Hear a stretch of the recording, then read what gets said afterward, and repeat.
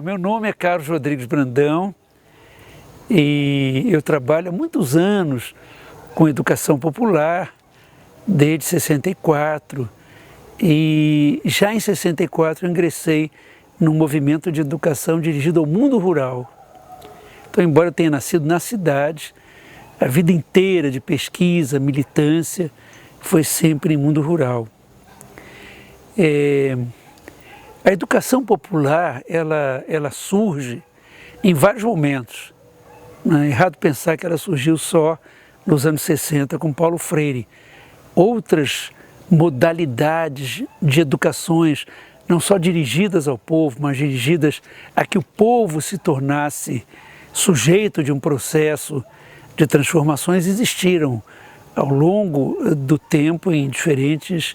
momentos da história e países. Aqui no Brasil, é interessante pensar que a educação popular nasceu em grande medida como já um movimento, não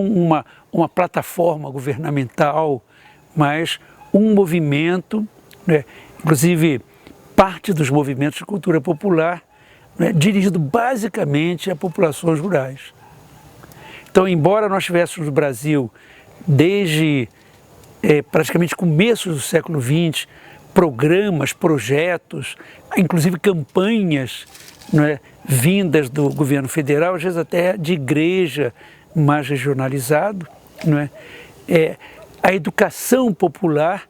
ela surge como uma espécie de contraparte à educação rural tradicional, que não era mais do que a educação urbana,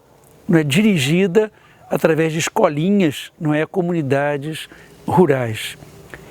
Então a educação popular, por exemplo, a partir do MEB, onde eu trabalhei, Movimento de Educação de Base, era uma educação dirigida basicamente a adultos, programas de escolas radiofônicas e trabalhos com comunidades e com toda uma característica de uma mensagem não apenas devotada a alfabetizar, após alfabetizar e a traçar ensinos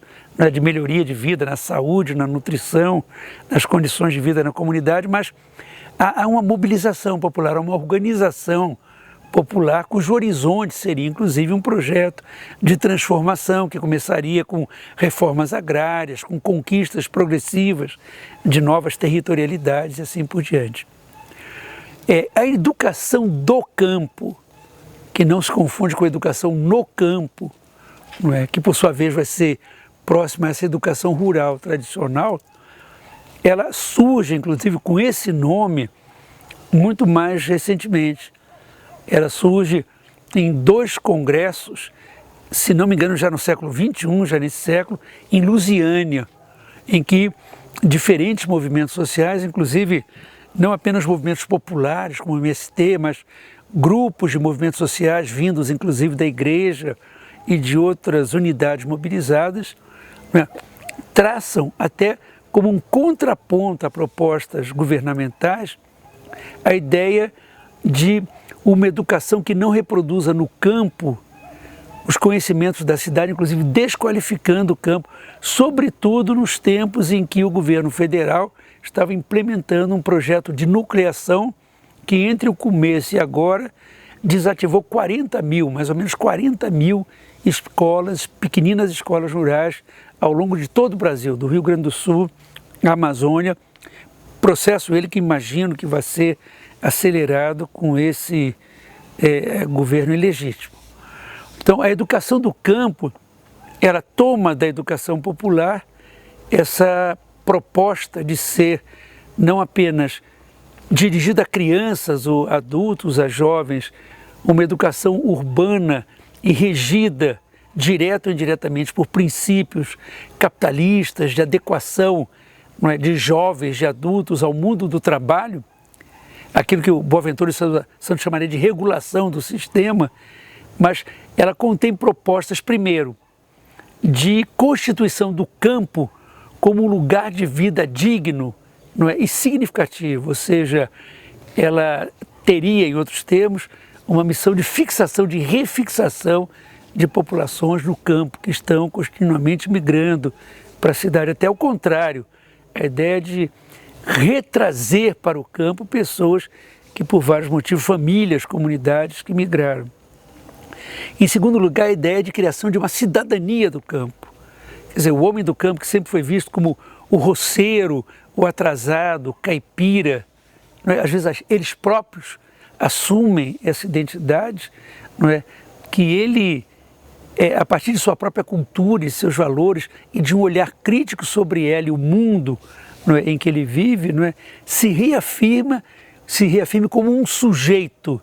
não só tão digno quanto qualquer outro, mas como aquele que, na verdade, provê os alimentos, cria as próprias condições materiais de vida na própria cidade. É muito interessante observar, inclusive, para quem mora lá em São Paulo, não é, uma curiosa dicotomia. Os jovens do litoral de São Paulo e parte do Paraná, hoje em dia se constituem como caiçaras. A palavra caiçara passou a ser um adjetivo qualificador. Já a caipira, que seria o contraponto do caiçara, ou seja, o caiçara que mora no interior e que vive uma vida de lavrador, continua sendo um termo fortemente pejorativo, inclusive brincalhão em filmes e em piadas e assim por diante. Então, uma requalificação simbólica do homem do campo. E, em terceiro lugar, não é, ao lado de uma proposta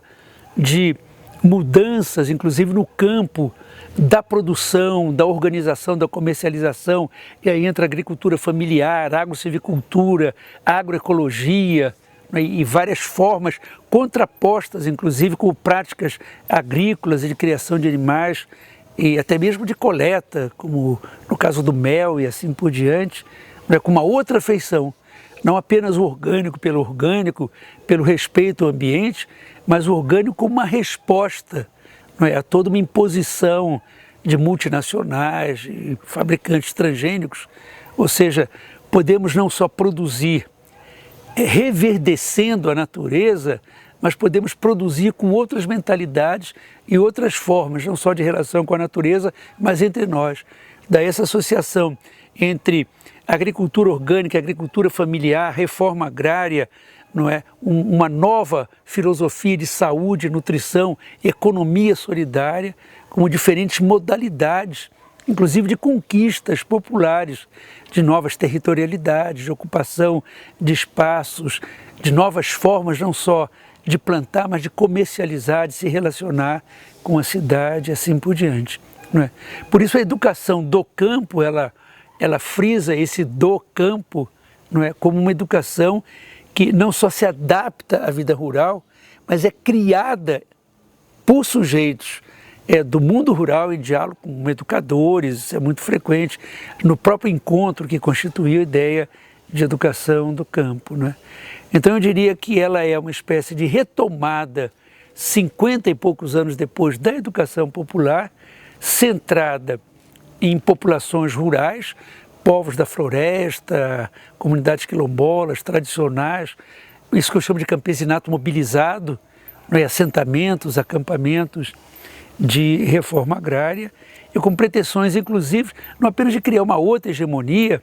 mas de fazer com que o campo participe de um processo nacional de criação de uma outra sociedade, de um outro mundo possível.